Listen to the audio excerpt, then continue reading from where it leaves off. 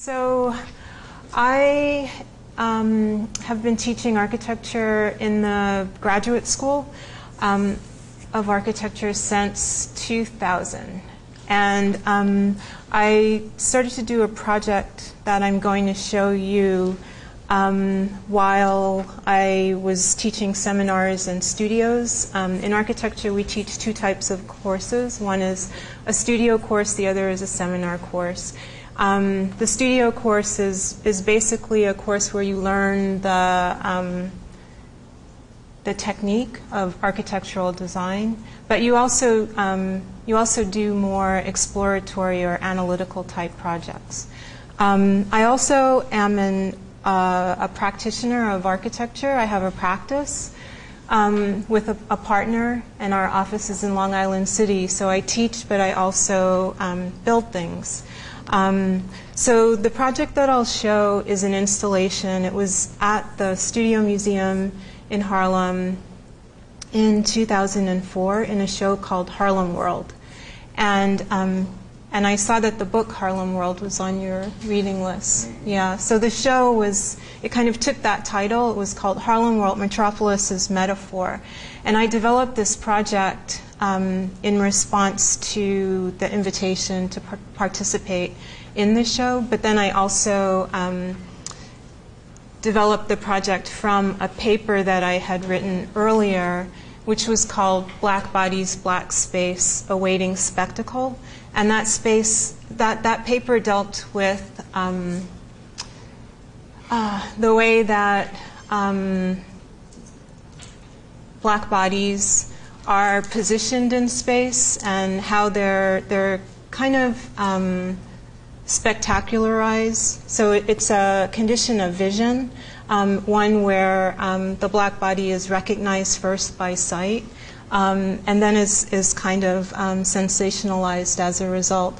And when I wrote this paper, for me as an architect, it was very easy to draw off of cultural criticism, literary criticism, post-colonial criticism, but it was hard to draw off of architecture criticism. So the paper ended with the question of the city, the idea of the black city, and that's the project I'll show. Okay, I'm going to show two things first, which are these demographic maps. This is maybe you know this site, Social Explorer. It's by a professor at Queens College, and these are maps that show the development, like migration, in the city over time. So this is New York. This is a map of migrations of the white population in New York from 1910 to 2000. And this kind of map was a resource. It draws from census files, and then it pictorializes movements in space. So it's a kind of great tool. This one is the movement of whites, and this is the movement of the black population. And usually with these maps that map black and white populations, they tend to be the inverse. So the negative of one is the positive of the other. Okay, so anyway, so this kind of is a little bit of a background for the way I approach the project. I'm going to show the installation and I'll talk over it.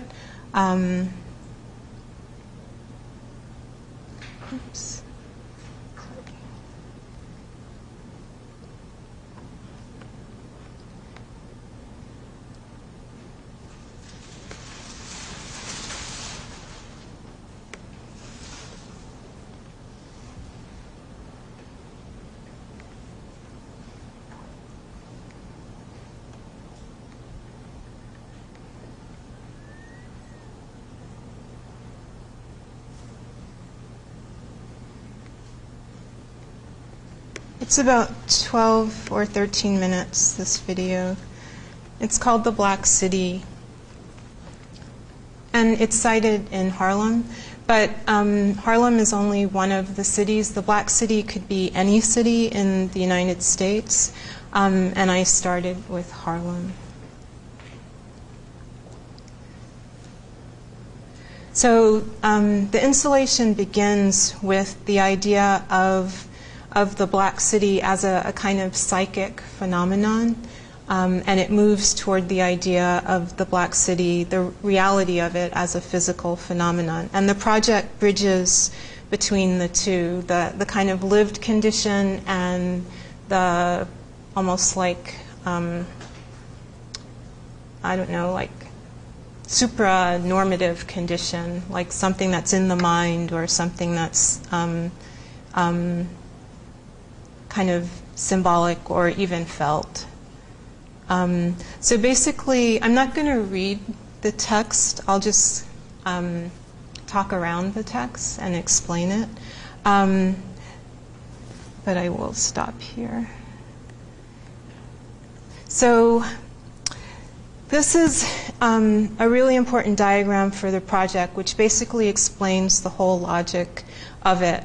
And the installation unpacks the diagram, but I'll just talk about it a little bit. There are actually two ideas of the city in this project. One is the idea of the Black City as an exploration of the dynamics and concepts that are that shape the reality that Black people live in. So it's that clear, an idea of the Black City, but it's also just a kind of condition of blackness as otherness, where you don't have to be black to inhabit that space.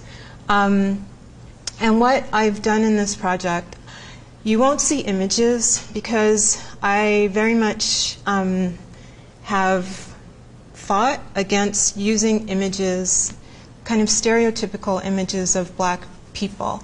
And very often in architecture projects or other projects, a Black person is kind of put in the project to sort of symbolize that there's a social sensitivity. And it doesn't necessarily mean that the project is socially sensitive, but the body there kind of gives it the aura that it is. And so I was very much trying to work with what was underneath the images. So I started with images, and I was trying to get at the operative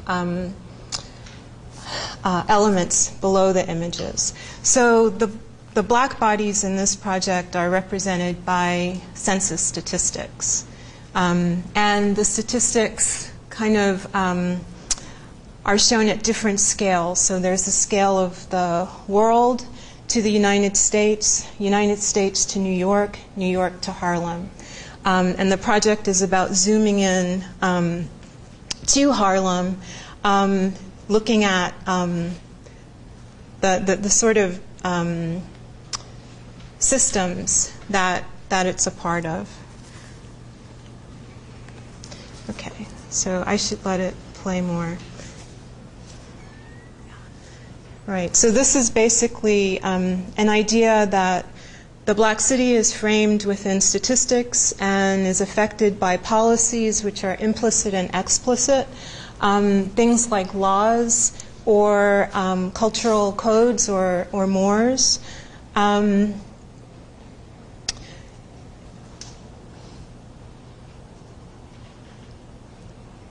then this image is just really about where I started. So the project started with the literary idea of the Black City, and these are all the different names for Harlem that I could find in literary works. So they present this mythic image of Harlem from the positive to the negative. And then these are this kind of statistical image of Harlem, which is very dry, and it's all based on data. So it has to do with demographics, statistics that kind of map the development of different groups of people and compare them relative to each other. So I was using GIS statistics, which is geographical information systems that are tied into the census statistics to give an image to the data. So when you fill out a census, because you have an address, all of the data is keyed into the address. But again, I was not really wanting to show geography. Everything is shown more abstract, so it's just on a grid. What these are the census tables that I actually use for the different areas to visualize the concepts. These are concepts of the Black City. And this one deals with the concept of minorities. And typically in statistical charts, minorities are represented with pie charts. And so part of what I'm doing is playing with the representation of the statistics at the same time that I'm visualizing them. So I'm trying to spatialize the statistics.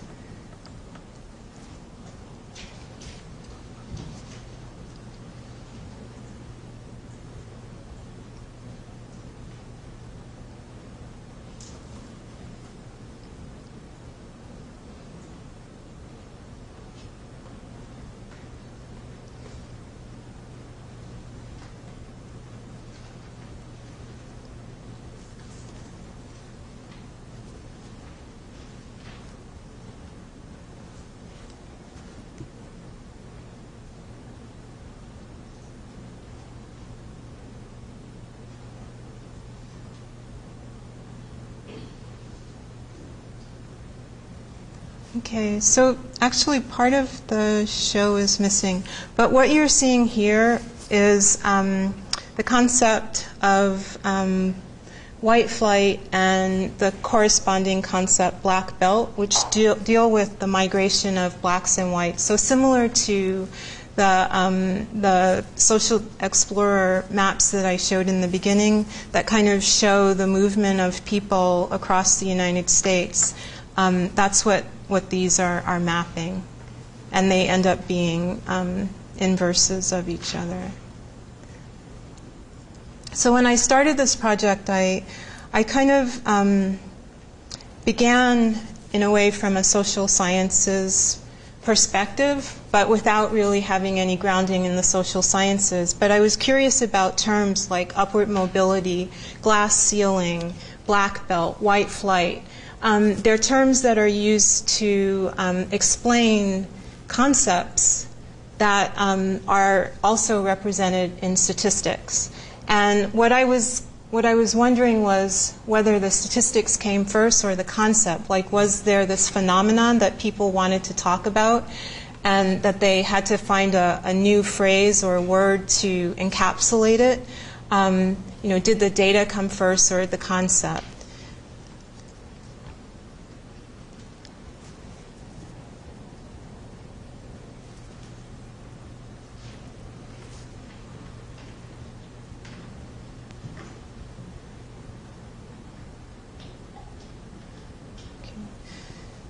This one is a map of university enrollment and incarceration rates.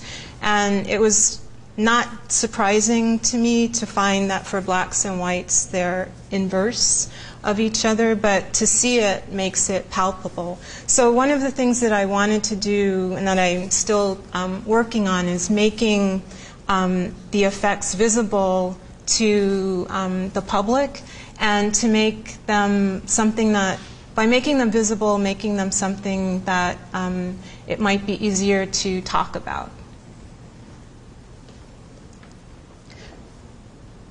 So this talks about the two aspects of the Black City, that it's a lived condition and that it exists, but that it's a condition that doesn't really exist, and that the people who inhabit it are kind of invisible.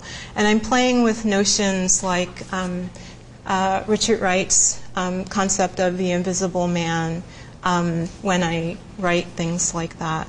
So this part of the installation maps the dynamics of the Black City, and I conceive the dynamics as the field. Actually, it's like the field that we all operate in. So it's the field that shapes everything, and it's the field of the power structure.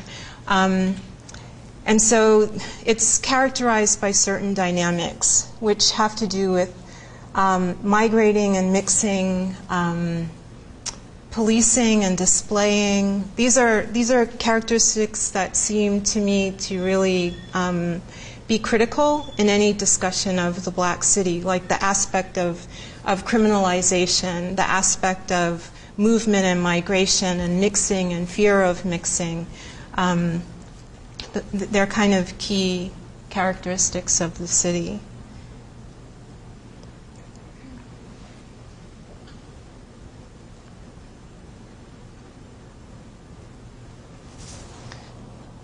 In contrast to the dynamics of the city, which are everything around you, the field that you're sort of brought into when you enter the world, there are tactics or techniques that are employed by people who don't operate, who don't have the power within that system, and they sort of operate within it, but also kind of against it or alongside it.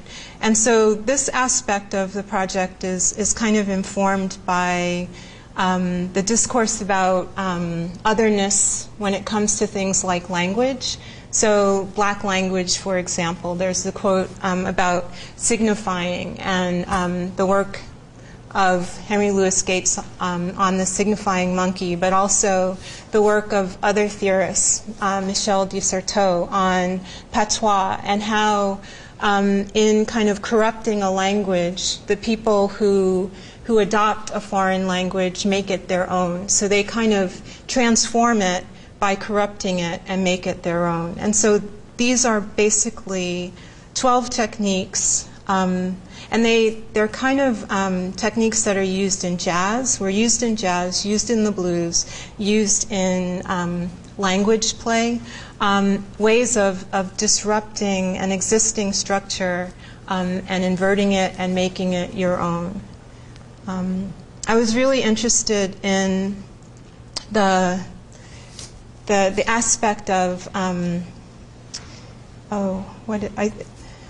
well, in signification, there's the aspect of dazzling display, right? So one of the characteristics of the Black City is always being cited or identified by sight.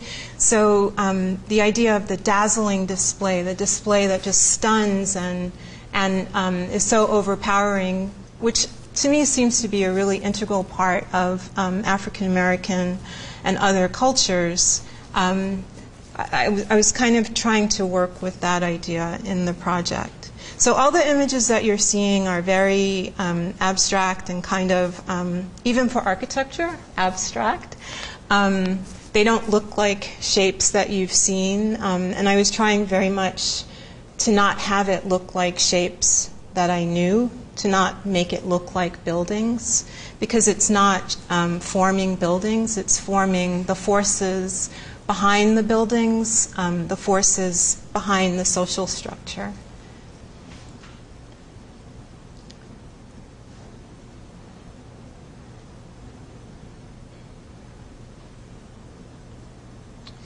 So my project in doing this is actually the Black City Squared, which is the inversion or interruption and reframing of the Black City, in the hopes that in the process there might be new techniques, which could be architectural or urban techniques that could, like from an architect's perspective, that could help reframe an architectural discourse or an architectural practice. So the images you see are, like, to me, science fiction, fantasy images, and that's a large part of it. But it's this idea of different things not different, but very specific things coming together. Like, for instance, in the studio that I taught, this is the end of the images, the students looked at not just Harlem, they looked at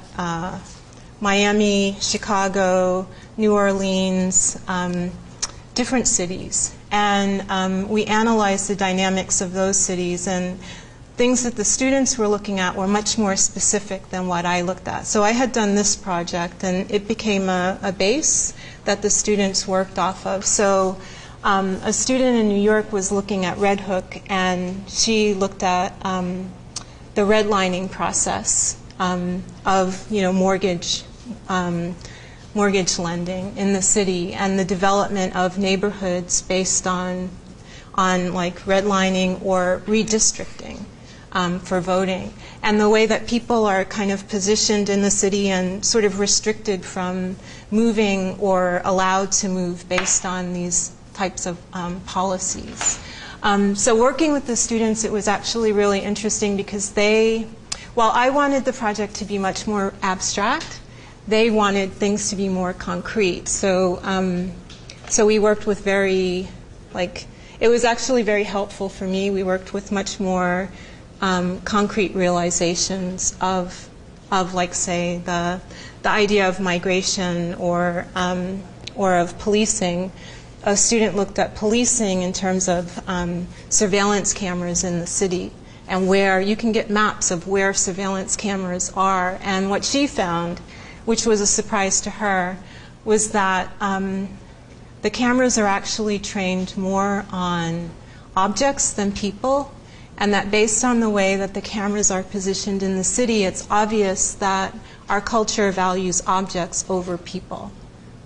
So, I don't know. So it's kind of an interesting process where sometimes you're surprised by the result that you get, and other times you sort of know what you're going to get when you begin it.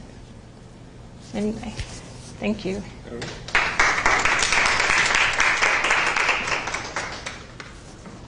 Questions? When you said the cameras were trained on objects, like what kind of objects? Like benches or doorways or like what? Doorways and actually the neighborhoods. They were trained on the neighborhoods where the money was. So they weren't where, I think what she expected was that they were crime prevention measures, that they would be there to sort of map the people who were, I don't know, susceptible to be criminals or whatever. But actually it was much more about where the money was and sort of securing it. And so in places where the crime rate was high, there weren't necessarily cameras in those places. There were cameras in places that were safer than like the high-risk places.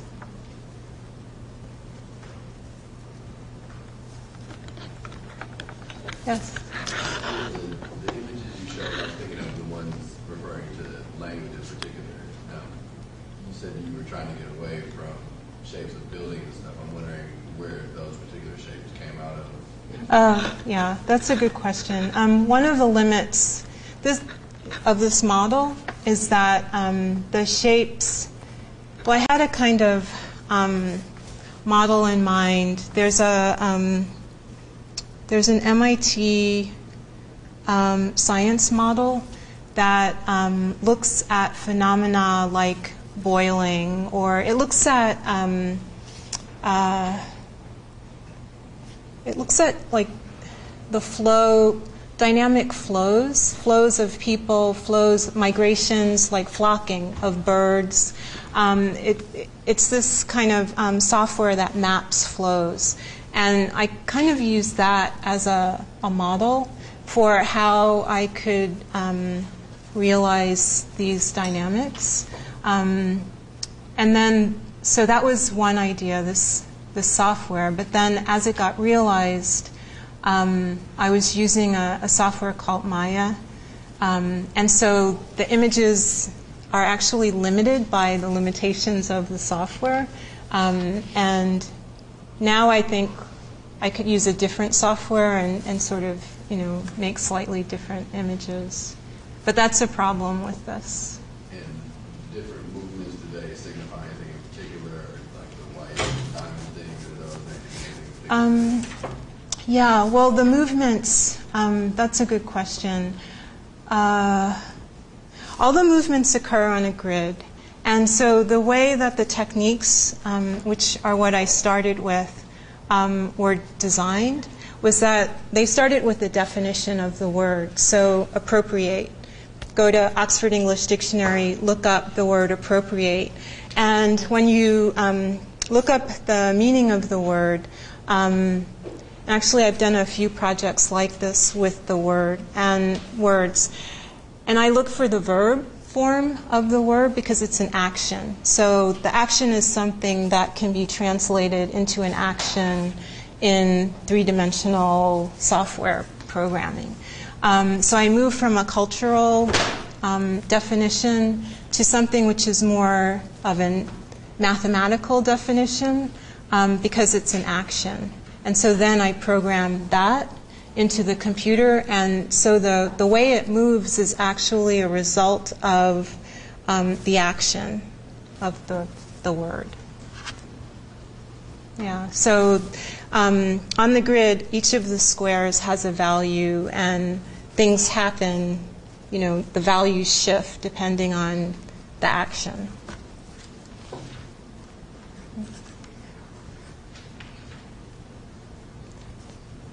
Yes? Can I ask you to expand, please, on two themes that appeared in the slide? And the first one is black signifying language and music. And the second, and perhaps more importantly, is structures of valuation in the black city. Yeah. Okay. So the idea of black signifying, I really got from the essay, The Signifying Monkey, and looking at just the kind of tales of the signifying monkey on the one hand, but then also the patois example is the other, where through a kind of gamesmanship, there's this game of like one-upmanship. So I say something, you say something that kind of like, raises the stakes on what I say, kind of like makes me rethink what I say, or kind of turns it over and reforms what I say. And that's kind of the idea behind the techniques in the Black City. So it's the idea that there might be techniques that could be employed that could, if you don't have very much power, that could be employed to empower you, as a way of subverting a dominant order. The reason I kind of moved in that direction was that in architecture, there's always there's a discourse in architecture about blackness in architecture, and where black architects are, first of all, said to not exist, and they do, and they have for some time. So they don't exist. There's no precedent. They have no history. And this kind of discourse is often combated with a kind of retreat to aesthetics, but it's, in my mind, a somewhat shallow retreat to aesthetics on the basis of surfaces. So some practitioners try to make things that look black or look African. And I think you can see that I was very much trying not to do that. Maybe to a fault, trying not to do that. So what I was interested in signification is that it's a strategy. It's like it's not a form. It's something that you could employ. It's not a form, it's a method. And I was looking for methods. Because methods, they can take any shape. And so So it wouldn't just be about what something looked like and, you know, whatever that was could change. It would be about how it acted, how it performed. Can I just ask you, who are the actors here? Who are the actors? Signifying exchange, who are the primary actors? Well, in the Black City, it's the inhabitants, because everything is sort of based on them as numbers. So every person, you, me, we're all kind of a number. We're in some data bank. We're in multiple data banks, actually, and we're represented that way. We're represented as numbers, but then we're also represented as, you know, forms. So that was kind of where that came from. And the idea of valuation is very much part of that. It's just the idea that that there are different types of values. In architecture, we tend not to deal so much with social value. Some architects do, I think more now. Architects are dealing with social value because in the world that we live in, you can't not deal, you know, after September 11th and Katrina, you have to deal with social things. But it's kind of a weak discourse in architecture. It has a history, though, in the same way that African American architects have a history. There's a history of like social valuation or social values in architecture. Yes? The architects deal with political economy of urban spaces. And the reason I'm asking that is because one of the things we found in the class is that Harlem is described as the most significant black urban space in the world. But it would be interesting to compare Harlem as a black urban space to the percentage of property or land, real estate that black people actually own in Harlem over time, right? And just do a grid so that this so-called black urban space, how black is it if you don't own it, number one, or a percentage of black-owned businesses in Harlem over time, say from 1930 to 2007. That would be kind of interesting. I don't know if architects actually look at who owns the buildings and the ownership, how that drives space utilization and what happens to the population in the so-called black city. Yeah, actually, I think that should be something I add, ownership, because because like who has the rights to, you know, the space. And I mean, definitely in Harlem there's a disjuncture between the like power of the place based on image, and it's kind of Harlem. If you just get books, which maybe you've done, just looking up like literary works on Harlem, it's amazing.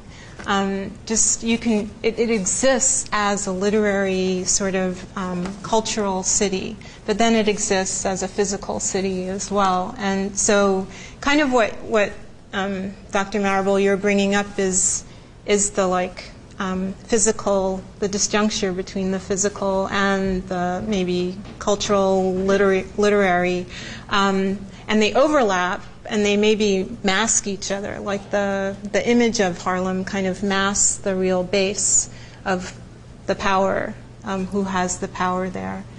Right. But often I don't know, like isn't that part of the dynamic to sort of mask who has the power? And exactly.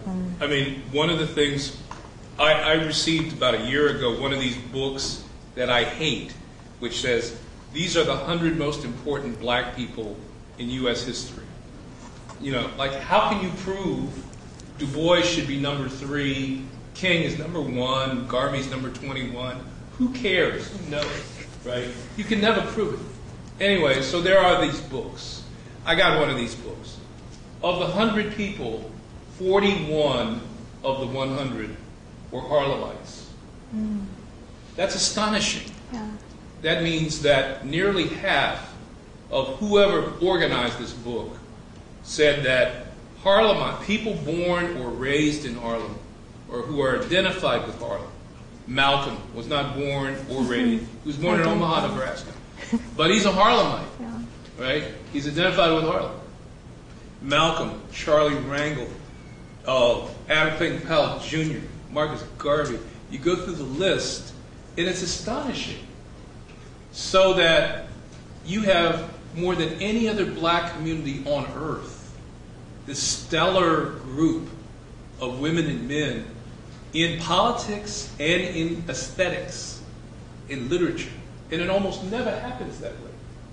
In these two fields, who define so much, right?